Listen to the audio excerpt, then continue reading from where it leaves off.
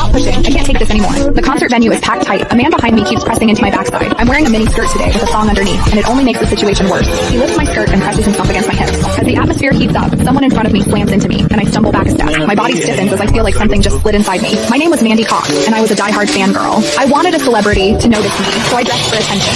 I wore heavy makeup and made sure nothing about me went unnoticed. My low-cut top revealed a wide stretch of skin, and my chest bounced with every step. I paired it with a mini skirt that barely covered my thighs and sexy white stockings which hugged my legs. But when I arrived, reality hit. The concert venue was packed so tightly I couldn't move, and the crowd swallowed me whole. The celebrity was never going to notice me. I craned my neck and shouted, "Darling, take me." I never imagined that line would draw the wrong kind of attention. Instead of the celebrity, it caught a filthy creep. After I shouted it, I became aware of a man behind me, repeatedly bumping into me. At first, I brushed it off. In a crowd that dense, accidental contact was easy to explain, but the feeling wouldn't go away. Something hard kept pressing against my butt from behind. I assumed I'd accidentally backed into his hand where it rested behind me, so I turned and offered a polite apology. "Sorry, I didn't mean to bump into you." He paused, then flashed a leering smile and said, "It's okay, I don't mind." When I turned back toward the stage, I felt him press against me again, more deliberate than before. I kept my attention on the celebrity on stage and shut him out. The man became increasingly brazen, pulling up my skirt and pressing close against my backside. I had only a thong on underneath, which left my butt exposed. I felt his touch directly against my skin and assumed it was his finger. Only then did I realize something was wrong.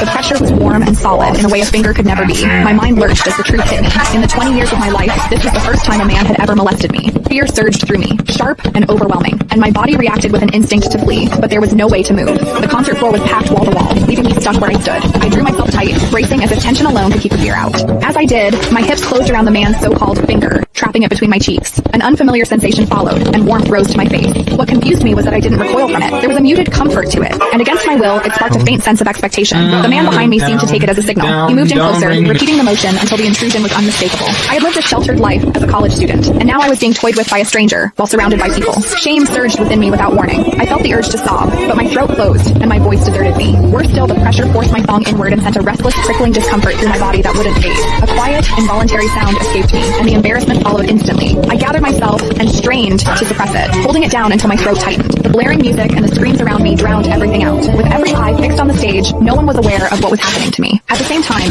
the intensity continued to rise, touching something deep inside me. I bit down on my lip as cold sweat traced my spine. My awareness was tipping back and forth between humiliation and a pleasure I couldn't bring myself to name. I knew I couldn't take it anymore if it continued, so I turned sharply to face the man behind me. "Please stop pushing. I can't take this anymore." When I finished speaking, the man leaned toward me and whispered in my ear, "Is it exciting, the way I'm pushing against you?" The shame was overwhelming, and I was on the verge of crying. I'm a virgin. I've never done that kind of thing. Please, let me go. He didn't stop. Instead, his gaze burned deeper as he seized my waist, the pressure growing stronger. "You're really a virgin? Then let me show you what it feels like to be a..." Click the link in my bio to get the full story for free. Click the link in my bio to get the full story for free.